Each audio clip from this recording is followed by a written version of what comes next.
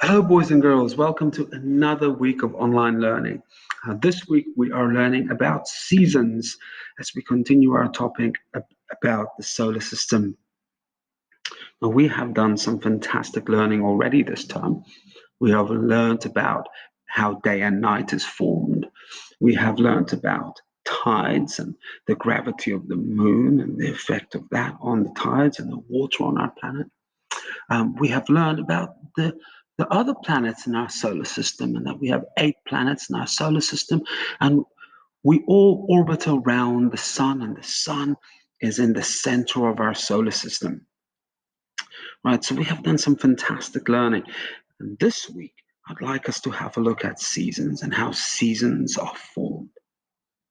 Now, we have already learned that the Earth moves in 2 different ways, right?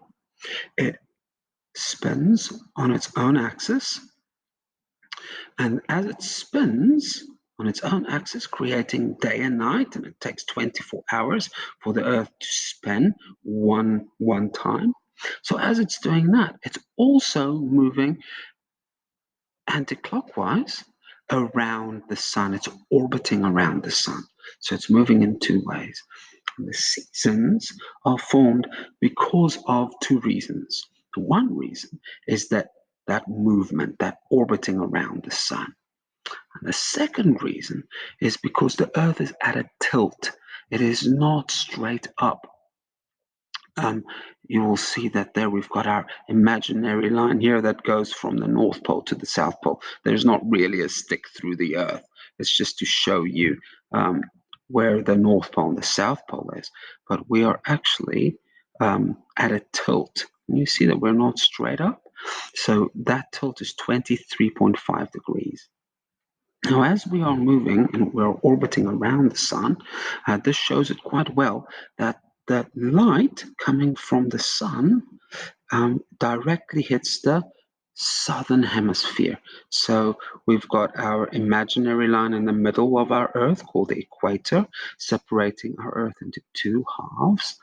Now, at the moment, sunlight is hitting the southern hemisphere directly, and it's hitting the northern hemisphere too, but at an angle. And because it's hitting it at an angle, it's not hitting it directly.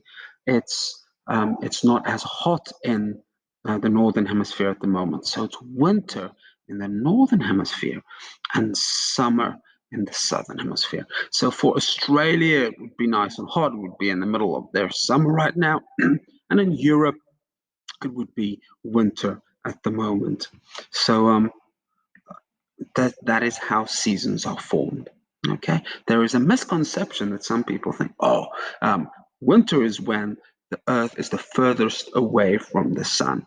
The distance doesn't really make a difference of that angle. It's more about how the angle of the sunlight and the sunlight not hitting the Earth directly.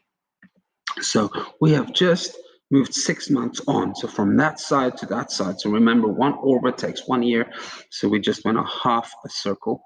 And now that we're on the other side, now we can see that the light is hitting the Earth, the northern hemisphere, directly. So it's summer here, and it's winter in the southern hemisphere because of the angle. The sun's hitting the southern hemisphere at an angle. It's not hitting it directly like here in the northern hemisphere. So it's summer here in the northern hemisphere. In England, they'll have a lovely summer right now, and in Australia, it will be winter. Everyone will wear their winter coats. Okay, so that is how seasons are formed. That's because of 2 reasons: the tilt of the Earth and also the orbit around the sun. Okay, thank you for learning with me. Do the activity that I've said, and there's also a quiz that goes with it.